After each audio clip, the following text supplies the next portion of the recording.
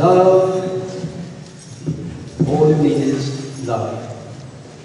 We have a problem in the material world because we're all looking for love, but actually we don't really find love. We're looking for beauty, and although we find things which are very beautiful, we also find that they're temporary. One time I saw a book, and it was called The James Bond Girls. So anybody not heard of James Bond, 007? Everyone's heard of James Bond? And I started looking at the pictures, and there were some very beautiful girls in the book of James Bond Girls. But I thought to myself, why don't they have an appendix at the back showing pictures of all the beautiful James Bond girls as they look now? And I thought that would be kind of a bit of a fairer kind of presentation of the beauty of these girls, as we hope it to last, but doesn't. Now it might be boys looking at girls, it might be girls looking at boys. It might be whatever beauty we find. We find beauty in beautiful natural scenes. We find beauty in Mozart or Beethoven. So many ways that we all look for beauty and happiness and love. But this is like chasing after a mirage in the desert.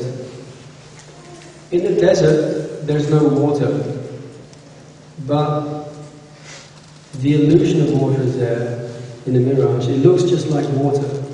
Although there's no water for hundreds or thousands of miles, we see water with lots of green plants and very beautiful, beautiful. And we run after this mirage, like the animals, they run after this water, but it's just an illusion. They don't find any water. Actually, water does exist. We're just chasing after an illusion. And in the same way, love and beauty also exists. But we're looking in the wrong place. We're desperately, desperately looking for love. We want someone to love. We want to be loved. We want affection. But in the material world, we have this unceasing hankering for this love and affection and beauty and happiness.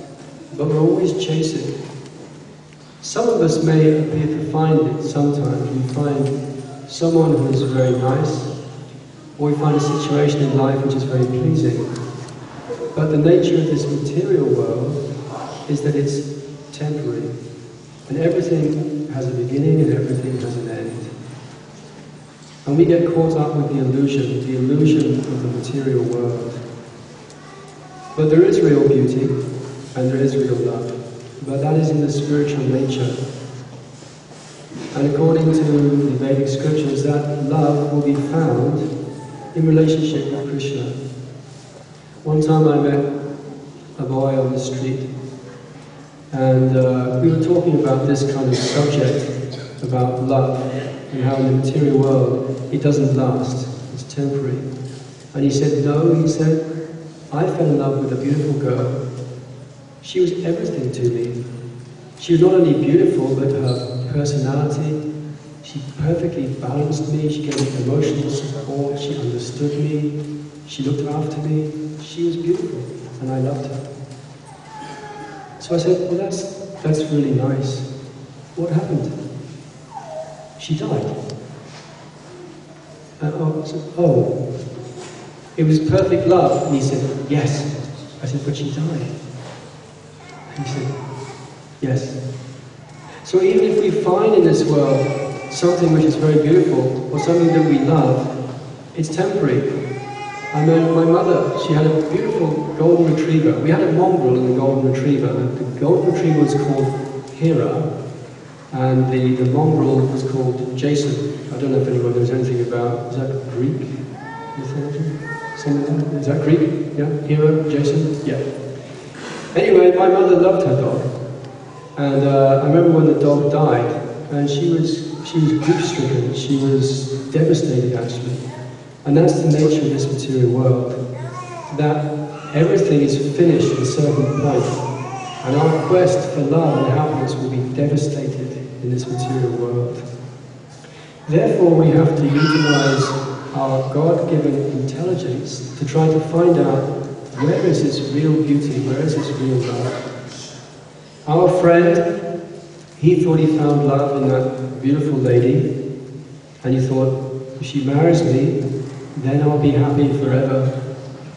But this beautiful lady, she was very wise. She taught him a lesson that the beauty that he was so attracted to was actually nothing more than a transformation of horrible, disgusting circumstances. And so often we find that ourselves. You know, we find that this material body, you know, it's like we cover it up. We cover it up with clothes, with hairdos and perfume and deodorants and toothpaste and all these kind of stuff, you know, in a hope that it's going to be attractive to someone. And we elude ourselves. We think, yes, actually I am very attractive. We look in the mirror and perhaps we think, yes, I'm very good looking. Or maybe sometimes we think, well, I'm not good looking. But actually, good looking or not good looking is both an illusion, because this material body actually is temporary and is simply going to turn into dust or be eaten by maggots. So it's not really something we have to really take so seriously, but it does have a very important function. So we can use this material body to reawaken our full consciousness of the eternal love and beauty to be found in the spiritual world. Now this gentleman, he was very fortunate. He received that lesson at a relatively young age. And if he remained intelligent, then he'll actually try to utilize his time to further and understand his spiritual nature. That is what the human form of life is meant for. Not for chasing the illusion or the mirage of happiness and love in this world. Because whatever we find is temporary. And we have to understand that. All of us, we've lived for some time in this body, and we've all found things that make us happy, and we've all lost things that have made us happy. And sometimes we're so foolish, we keep chasing the same things, thinking this will make me happy. It will make me, I will be happy. But unfortunately, we only find frustration and disappointment. Ultimately, everything ends in death. So the whole purpose of the Krishna consciousness movement is trying to educate and enlighten people all over the world into that foolishness of chasing for material enjoyment for our eternal happiness. Now some of us, we may think, well, you know, God, eternity, love, happiness, you know, what's it all worth? Is it real? Does it exist? But instinctively, we all look for happiness. Instinctively, we all want happiness that doesn't end. Instinctively, we find our greatest happiness when we can share our happiness with other people. This is natural. Personality, eternal happiness, these desires, these experiences, they're already there. It's just a question of purifying and perfecting our understanding of where we will find eternal beauty, love, and personality. That can be found in Krishna consciousness.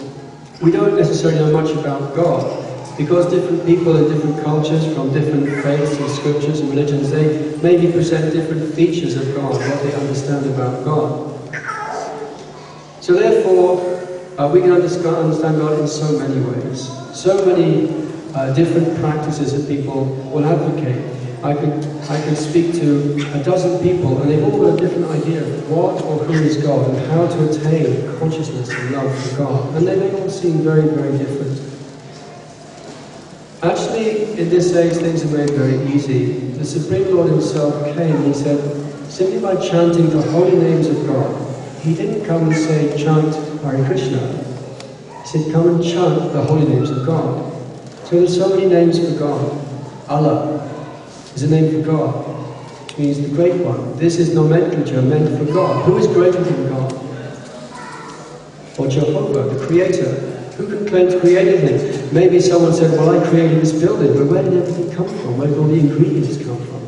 We didn't create any of that. We simply manipulate a little bit to create something. But simply by chanting the names of God, then we can revive our God consciousness. And that is our plea, actually simply chant the names of God. Don't give anything up. Don't worry about that. It's not that you have to give anything up. Okay, some of us may be giving up the sanity of wearing what you might call trousers or a shirt, you know? Or we may have given up so many things. But that's not really an issue. The point is that if we simply add chanting Hare Krishna to our lives, then we will find that love that we're looking for. Not only that, we'll also be given the intelligence to stop foolishly running after, trying to find love in the material world. And that is actually the proof of the pudding, which is in the eating. So many people claim to have love for God, but they're very, very much entangled in the beauty, or the so-called beauty of the material world, chasing after material happiness.